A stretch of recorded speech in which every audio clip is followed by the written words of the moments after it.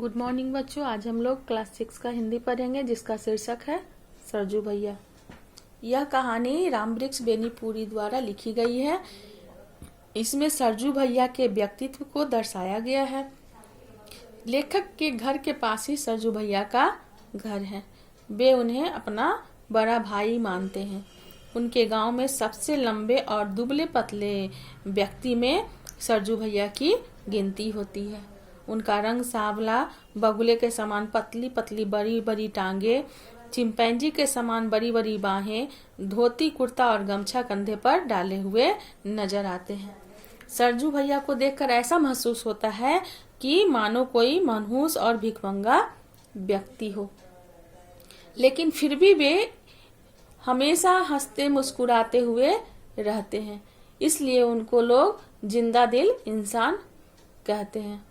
गांव के किसी भी व्यक्ति की कोई भी जरूरत हो, किसी भी तरह की कोई भी सेवा करनी हो, तो वे सबसे आगे रहते हैं।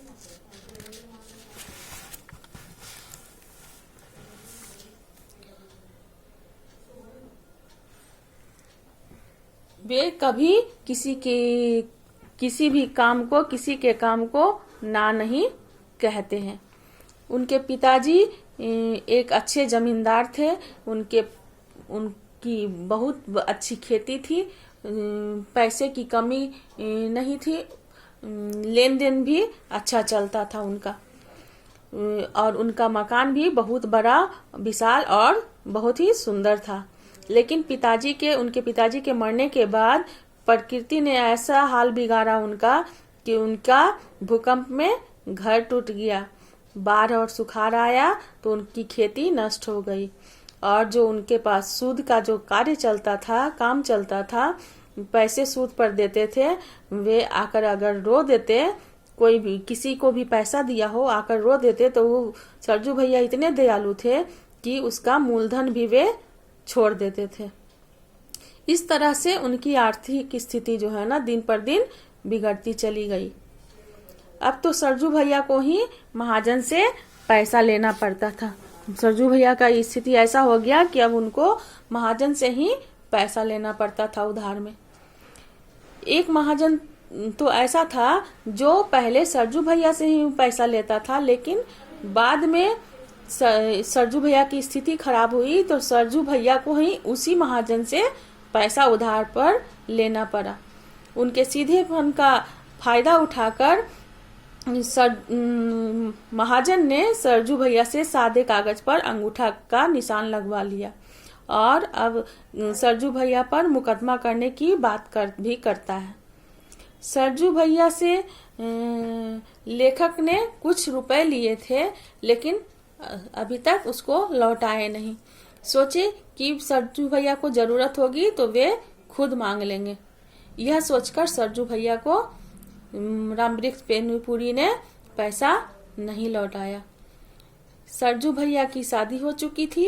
उनकी पत्नी उनके ठीक विपरीत थी। सरजू भैया लंबे थे, उनकी पत्नी नाटी थी और उनकी सिर्फ 5 ही लड़कियां थी। सरजू भैया की पत्नी की एक दिन मृत्यु हो जाती है। तो कुछ दिन के बाद लेखक की मौसी, रामवृक्ष बेनीपुरी की मौसी कहती है कि सरजू बेटा, तुम शादी कर लो, तुम्हारा वंश कैसे चलेगा। उसी दिन लेखक की पत्नी भी, रानी जो है ना, सरजू भैया को से झगड़ा करने लगती है कि आपको शादी करना ही होगा, आप क्यों नहीं करेंगे शादी, आपको आज शादी करना ही पड़ेगा।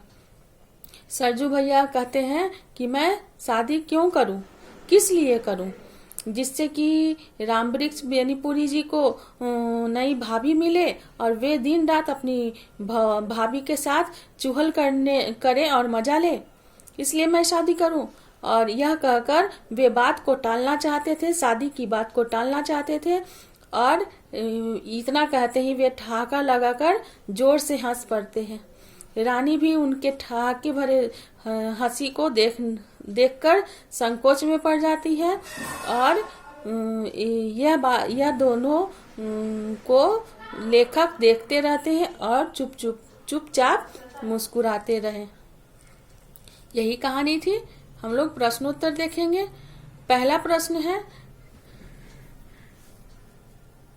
कि सरजू भैया को जिंदा दिल क्यों कहा गया है। सरजू भैया बहुत ही गरीब थे, लेकिन फिर भी कभी वे अपने चेहरे पर सिकुड़न नहीं लाते थे कि मेरे पास पैसा नहीं है या किसी तरह का कोई कमी है। वे मिलनसार थे, मजाकिया थे, हंसोर थे और उनमें दयालुता भी कूट कूट कर भरी हुई थी, इसलिए उनको जिंदा दिल इंसान कहा गया है। दूसरा है, लेन देन के व्यवसाय में सरजू भैया क्यों सफल नहीं हो सकते थे।